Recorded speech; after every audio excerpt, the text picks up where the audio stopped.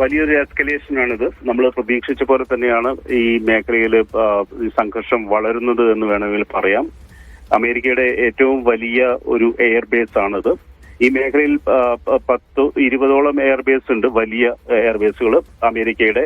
ഈ മേഖലയെ നിയന്ത്രിച്ച് നിർത്തുന്നത് ഈ എയർബേസുകളാണ്. അമേരിക്കയുടെ ഇൻഫ്ലുവൻസ് ഈ മേഖലയിൽ, ഗൾഫ് മേഖലയിൽ മുഴുവൻ അമേരിക്കയുടെ ഇൻഫ്ലുവൻസ് നിലനിർത്തുന്നത് ഇത്തരത്തിലുള്ള എയർ ബേസിലൂടെയും മിലിറ്ററി ബേസിലൂടെയാണ്.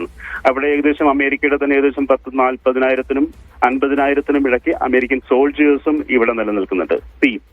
ഈ മേഖലയിലെ, ഗൾഫ് മേഖലയിലെ ഈ രാജ്യങ്ങളെല്ലാം അമേരിക്കയുടെ ഒരു പരിധിവരെ സൗഹൃദത്തിലാണെന്ന് വേണം പറയാൻ. പലരും ഈ നോർമലൈസേഷന്റെ ഭാഗമായിട്ട്, ഇസ്രായേലുമായിട്ടുള്ള നോർമലൈസേഷന്റെ ഭാഗമായിട്ട് ട്രംപ് മുന്നോട്ട് വെച്ച എബ്രാമിക് അക്കോർഡും സൈൻ ചെയ്തിട്ടുണ്ട്.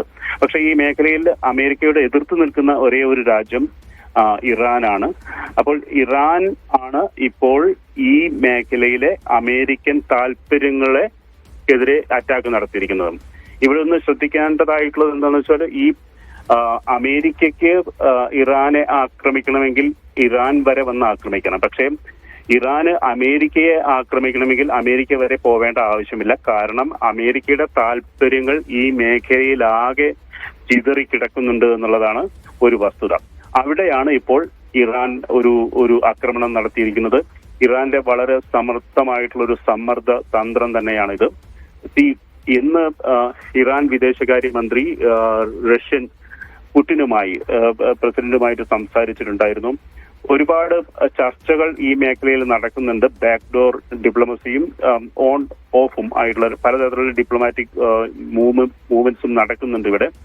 അങ്ങനെ നടക്കുന്ന ഈ സന്ദർഭത്തിലാണ് ഇപ്പോൾ ഈ ആക്രമണം നടന്നത്, അതായത് ഈ അറ്റാക്ക് നടന്നിട്ടുള്ളത്. ശ്രീ പി എം നാരായണൻ, ഇതിനോട് ഇനി അമേരിക്കയുടെ ഒരു പ്രതികരണം ഏത് രീതിയിലായിരിക്കുമെന്നാണ് താങ്കൾ കരുതുന്നത്? തീർച്ചയായിട്ടും അമേരിക്കയുടെ പ്രതികരണം ഉണ്ടാവും. കാരണം അമേരിക്ക പറഞ്ഞു നിർത്തിയത് അതാണ്. ഞങ്ങൾ ഇപ്പോൾ 3 ആണവ നിലയങ്ങൾ ആക്രമിച്ചു, ഇതോടുകൂടെ ഞങ്ങൾ തൽക്കാലം നിർത്തുന്നു, നിങ്ങളുടെ ഭാഗത്തു നിന്നും പ്രതികരണം ഉണ്ടായിട്ടില്ലെങ്കിൽ എന്ന ഒരു അർദ്ധവിരാമത്തിലാണ് അമേരിക്ക നിർത്തിയത്. പക്ഷേ ഇപ്പോൾ ഇറാൻ ചെയ്തിരിക്കുന്നത് അമേരിക്കയുടെ താല്പര്യത്തിൽ, അല്ലെങ്കിൽ അമേരിക്കൻ എയർബേസിന് മേലെയാണ് ഇപ്പോൾ ഈ ആക്രമണം ഉണ്ടായിട്ടുള്ളത്. തീർച്ചയായും അമേരിക്കയുടെ ഭാഗത്തു നിന്ന് പ്രതികരണം ഉണ്ടാവും.